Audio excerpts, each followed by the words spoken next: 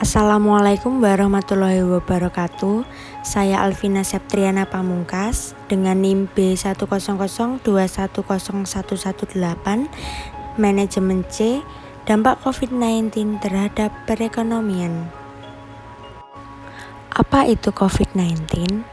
Coronavirus merupakan keluarga besar virus yang menyebabkan penyakit pada manusia dan hewan.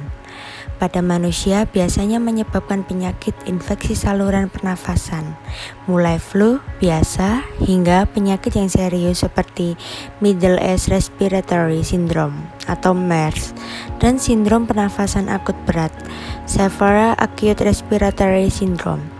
Coronavirus jenis baru yang ditemukan pada manusia sejak kejadian luar biasa muncul di Wuhan, China pada Desember 2019. Kemudian diberi nama Severe Acute Respiratory Syndrome Coronavirus 2 (SARS-CoV-2) dan menyebabkan penyakit Coronavirus Disease 2019. Dampak COVID terhadap perekonomian.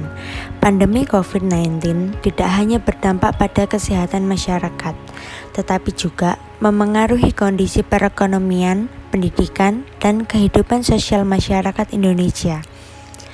Berdasarkan data Badan Nasional Penanggulangan Bencana (BNPB), jumlah pasien positif terinfeksi COVID-19 di Indonesia mencapai 6.575 orang per 19 April 2020.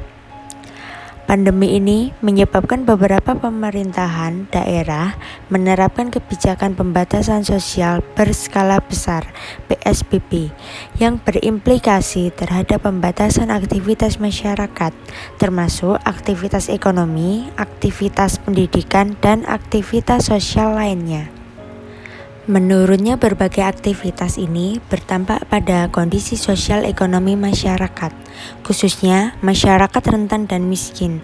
Oleh sebab itu, pemerintahan, baik di tingkat pusat maupun daerah, mengeluarkan berbagai kebijakan untuk menanggulangi penyebaran COVID-19, serta kebijakan-kebijakan yang bersifat penanggulangan dampak sosial dan ekonomi akibat pandemi ini.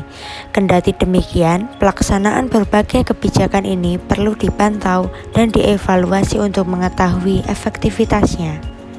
Kebijakan pemerintahan dalam pemulihan ekonomi di Indonesia.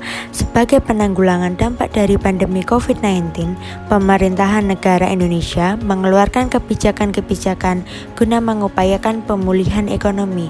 Pemerintah mengeluarkan peraturan pemerintah pengganti Undang-Undang Perpu Nomor 1 Tahun 2000 tentang kebijakan keuangan negara dan stabilitas sistem keuangan untuk penanganan pandemi coronavirus COVID-19 dan dalam rangka menghadapi ancaman yang membahayakan perekonomian nasional atau stabilitas sistem keuangan.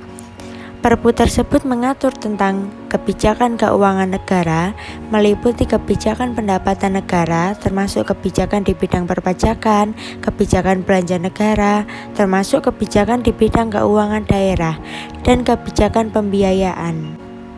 Sedangkan kebijakan stabilitas sistem keuangan meliputi kebijakan untuk penanganan permasalahan lembaga keuangan yang membahayakan perekonomian nasional dan stabilitas sistem keuangan. Seiring penurunan kinerja ekonomi karena terganggunya belanja, pemulihan kesehatan dan ekonomi, pemerintah mulai melakukan upaya pemulihan ekonomi nasional melalui Program Pemulihan Ekonomi Nasional atau yang disebut dengan PEN. Tujuannya untuk mempertahankan dan meningkatkan kemampuan ekonomi para pelaku usaha dari sektor real dan sektor keuangan dalam menjalankan usahanya selama pandemi COVID-19.